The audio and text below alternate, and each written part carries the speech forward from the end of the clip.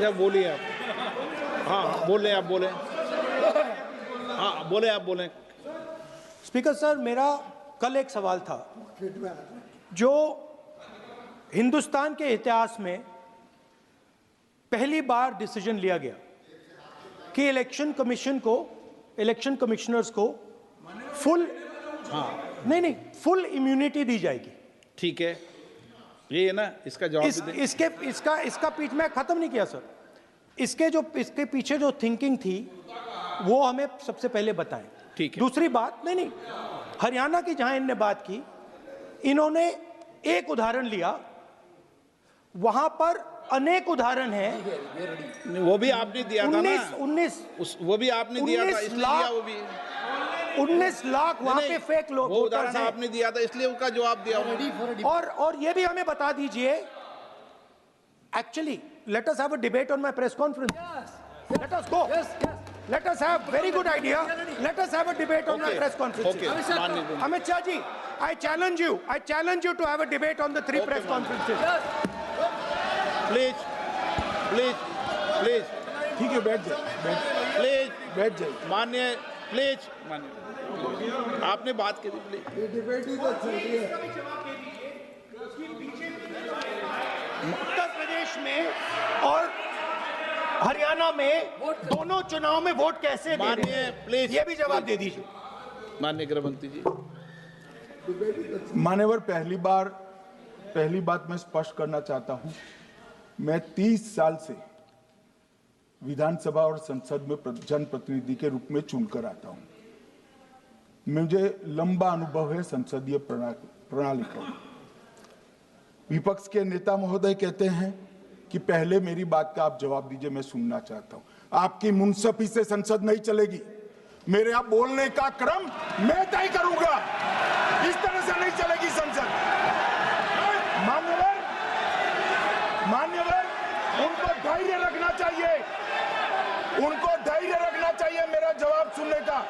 इनकी एक एक बात का जवाब मैं दूंगा, मगर मेरे भाषण का क्रम वो तय नहीं कर सकते, मैं करूंगा, क्योंकि मैं बोल रहा हूं।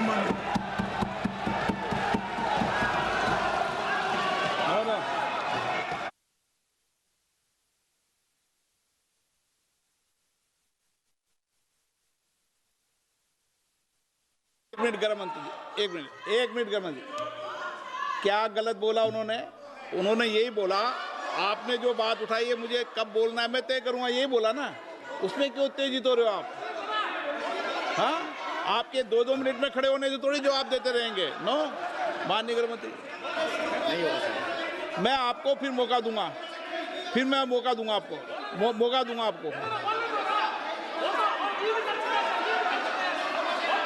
हाँ बोलिए, बोलिए सर। ये बोलिए। आपने अगर अमित शाह जी का रिस्पांस देखा तो ये कंप्लीटली डिफेंसिव रिस्पांस है।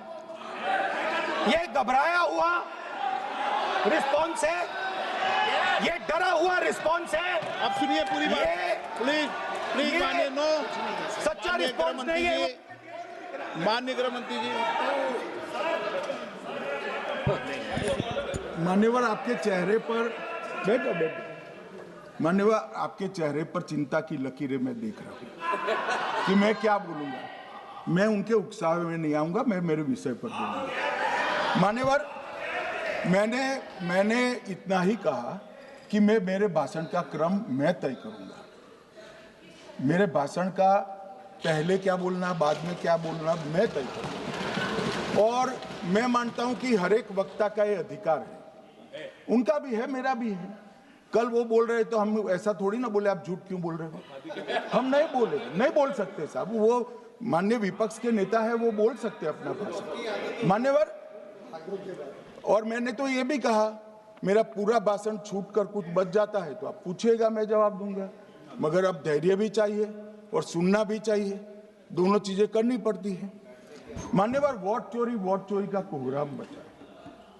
मैं वोट चोरी किसको कहते हैं वो बताना चाहता हूं। वोट चोरी के 3 आयाम हैं। एक तो मतदाता नहीं है, मतलब योग्यता नहीं है, और आप वोटर बन जाते हो तो वोट चोरी माना जाएगा। दूसरा, आप गलत प्रकार से चुनाव जीतते हो तो वोट चोरी माना जाएगा। और तीसरा, जनादेश को डिफाई करते हो, मतलब वोट के विपरीत आप कोई पद प्राप्त कर लेते हो तो भी एक प्रकार से वोट चोरी होता है। अरे सुनो ना, क्यों जल्दबाजी करते हो मानिकम, क्यों?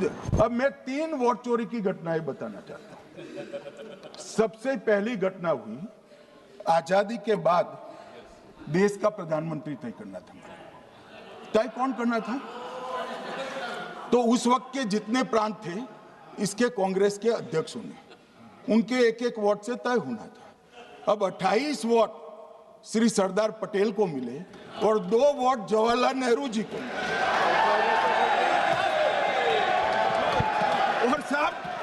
और साहब प्रधानमंत्री जवाहरलाल जी बने।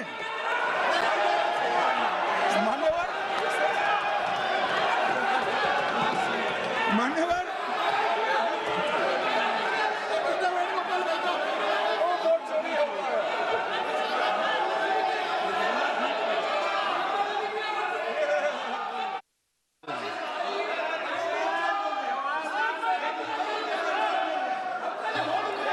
प्लीज, माननीय गृह मंत्री जी, माननीय गृह मंत्री जी,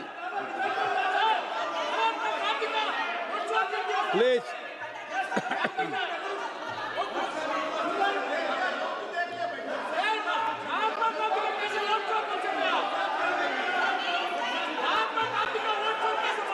बैठो बैठो, बैठिए माने, प्लीज प्लीज प्लीज।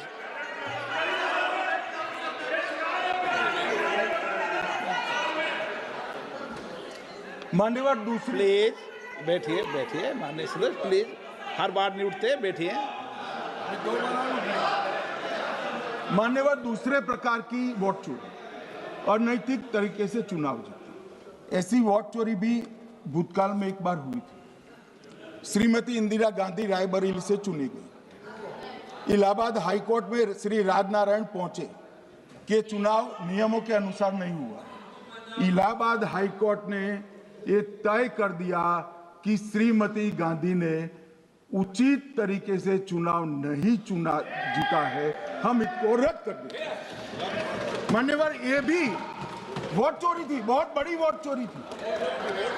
और उसके बाद में क्या हुआ? उसके बाद में वो वोट चोरी को ढकने के लिए संसद में कानून लाए कि प्रधानमंत्री के खिलाफ कोई केस ही नहीं हो सकता।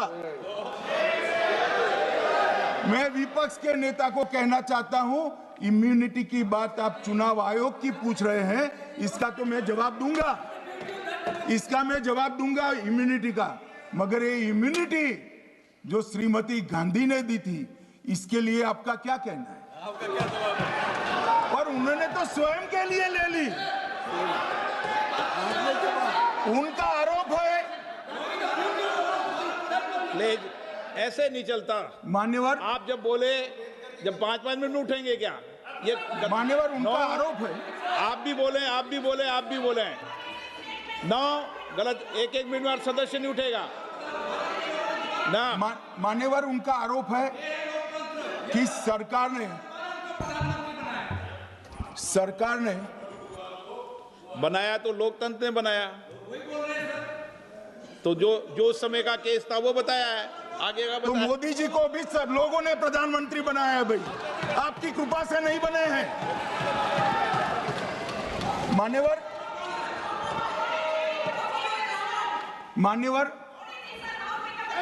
प्लीज से मान्य तरीका ठीक नहीं है आपका, 2-2 मिनट में उठना।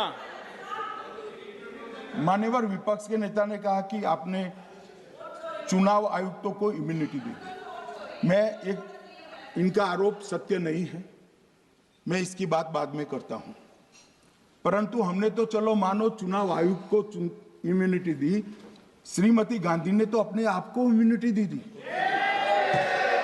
और फिर जब ये संवैधानिक सुधार के वायरस चैलेंज हुए तो वो केस जीतने के लिए 2, 3 और 4 नंबर के सर्वोच्च न्यायालय के जज को बाईपास कर चौथे नंबर के जज को चीफ जस्टिस बनाया और वहां केस भी जीत लिया।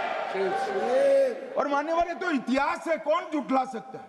इनको कोई पढ़ाता नहीं है इतिहास, ये तो इतिहास है, सर्वोच्च अदालत और संसद के रिकॉर्ड में रखा हुआ इतिहास है। इसके खिलाफ लल्लन सिंह जैसे कितने लोग पूरा जीवन लड़े बिहार में, इमरजेंसी के खिलाफ जेल में गए, लाखों लोग गए। और तीसरी वोट चोरी कहना चाहता हूं, तीसरी वोट चोरी का प्रकार मैंने बताया था कि योग्यता नहीं है और मतदाता बन जाना। अभी अभी एक वाद पहुंचा है, वाद मतलब डिस्प्यूट पहुंचा है दिल्ली की सिविल अदालत में। उसमें डिस्प्यूट ये है कि सोनिया गांधी जी इस देश की नागरिक बनने से पहले मतदाता बने।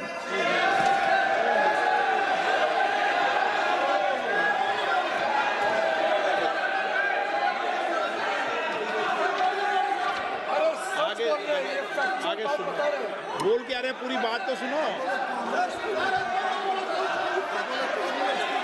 मान्यवर,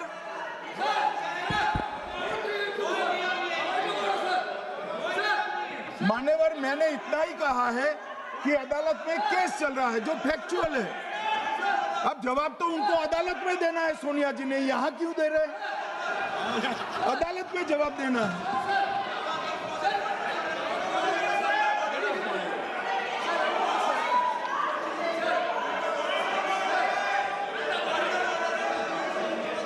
बीच के भाषण में पॉइंट ऑफ ऑर्डर नहीं होता। नहीं मुझे याद है जो माननीय सदस्य नहीं है, ये 352 ये रहा, 352 टेबल पे रहता है, मुझे वहां याद है 352। Home Minister is speaking about an issue which is pending in the court.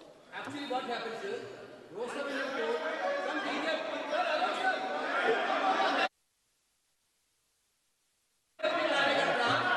Filed a case on Madam Sonia Gandhi's voting on that 80. Sir, that Rosa Avenue Court dismissed that case without, there is no substance in that case. After the same person given an appeal. Gandhi not even voted in that election. I am challenging Home Minister. Okay. Sonia Gandhi not even voted that election. Can you prove it? Can you prove it? Sir, misleading statement a Home Minister doing. Sir, you are. What is this, sir? एक minute please दादा, एक minute please. No, बैठिए। No मान्य please. देखिए माननीय सदस्य, 2 दिन से मैं चर्चा को सुन रहा हूं और 2 दिन से चर्चा को सुन रहा हूं और 352 आपने भी पढ़ा है, मैंने भी पढ़ा है, ठीक है ना। कई बार इधर से भी उधर से भी इस विषय को कई बार बोला गया है। जब डिबेट चलती है उसके संदर्भ में कई विषयों को बोला जाता है, ठीक है ना। और इसीलिए सुनिए बात, माननीय गृह मंत्री जी ने, आपने आधी बात सुनकर हर 2-2 मिनट में उठने लगोगे, ऐसे चर्चा नहीं होती। आप उनकी पूरी बात को सुनिए, क्या संदर्भ था, उन्होंने कोई फैसला नहीं दिया है, उन्होंने एक जानकारी जो आई है वो जानकारी सदन के पटल पे रखी है। अब मुझे सुनिए तो, अब आपने एक मुद्दा खड़ा किया, मुझे जवाब तो देने दीजिए। मान्यवर, मैंने कुछ ऐसा नहीं कहा, मैंने सिर्फ इतना कहा है कि एक वाद दायर हुआ है दिल्ली की अदालत में। मैंने कोई कंक्लूजन नहीं कहा, मैंने कहा कंक्लूजन कहा, मैंने कोई कंक्लूजन नहीं कहा। कंक्लूजन तो जब उनका नोटिस का जवाब वो दे देगी तब अदालत देगी, तब फिर से बताऊंगा मैं। मगर अभी तो मैंने सिर्फ इतना कहा है कि वहां एक केस रजिस्टर्ड हुआ है जिसमें श्रीमती गांधी को नोटिस इश्यू किया है। इसमें इतने लाल पीले होने की जरूरत क्या है?